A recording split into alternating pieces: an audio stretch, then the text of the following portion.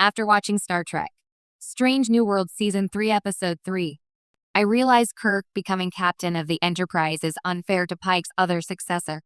There's always been something quietly tragic baked into Star Trek's most iconic command transition. We all know the ending before it happens. Captain Christopher Pike steps aside, and Captain James T. Kirk takes the center seat of the USS Enterprise. It's legendary, inevitable, and after Star Trek Strange New Worlds Season 3, Episode 3, suddenly, deeply unfair. Because now, there's someone else in that shadow. Someone who arguably earned it more. That someone is Una Riley. Season 3 has been steadily sharpening Una's presence. But Episode 3 does something different. It reframes her entire trajectory. She's no longer just Pike's loyal number one.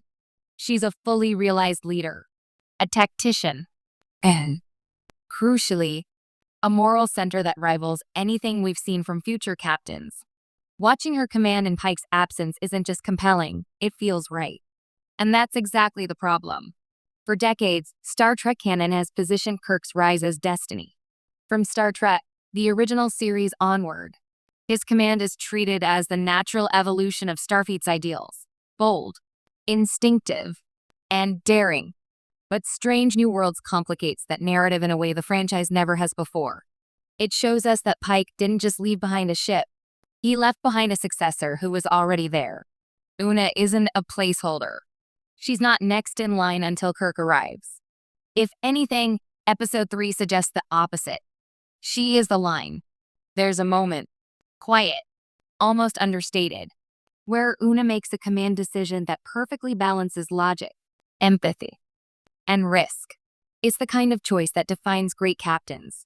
Not flashy, not reckless, just right. And in that moment, it becomes impossible not to ask, why wouldn't she take over permanently? The answer, of course, is canon. Kirk's future is locked in place.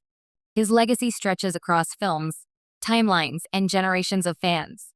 Played memorably by William Shatner and later reimagined by Chris Pine, Kirk isn't just a character. He's a cornerstone. But that's where Strange New Worlds finds its tension. Because while Kirk represents the future we know, Una represents the future we see unfolding. And the two don't quite align. What makes this especially poignant is how the show treats Pike himself. Christopher Pike knows his fate. He knows his time is limited. His choices constrained by a destiny he's already glimpsed. That awareness has made him a more compassionate, reflective leader. But it also raises an uncomfortable question.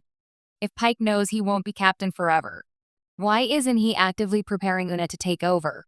Or maybe he is, and that's the tragedy. Because Episode 3 subtly implies that Una has been prepared.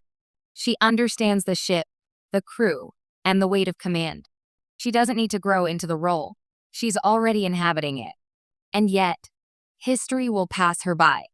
There's an almost metatextual frustration here. Star Trek has always championed progress, equality, and breaking barriers. Una herself, as an Illyrian, embodies that struggle. Her very existence in Starfleet challenges outdated prejudices. Letting her take command of the Enterprise would be a powerful culmination of that arc.